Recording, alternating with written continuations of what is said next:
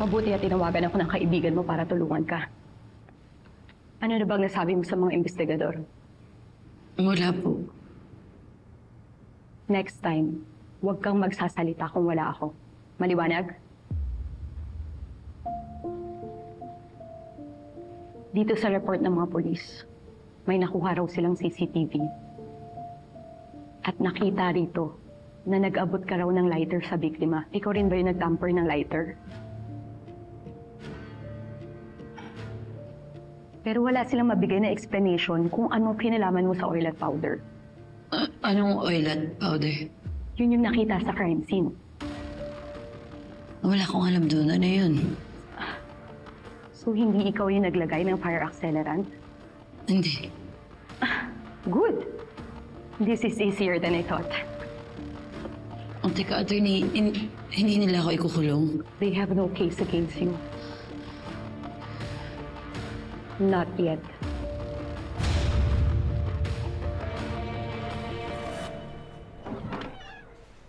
Uy, nakausa. Hintay pa kayo. How did it go? Wala na daw ako dapat ipag-alala. Pwede na akong umuwi. Thank God, buti na lang magaling si Attorney Vivero. Oo nga eh. Mariana, thank you ah. Sobra, thank you. Sugar, di ako yung tumawag kay Attorney. Hindi ako... Hindi kasi pwede yung proof ni Yana.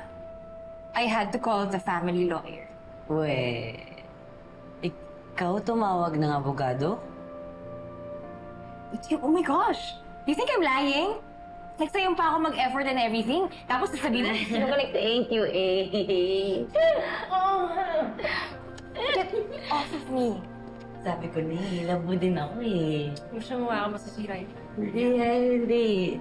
Kunyari pa tong suplada to pero may puso din eh. Pero seryoso, salamat. Sa inyong lahat. Akala ko hindi na ako makakalabas dun kanina eh. Thank you, hindi niyo ako pinabayaan na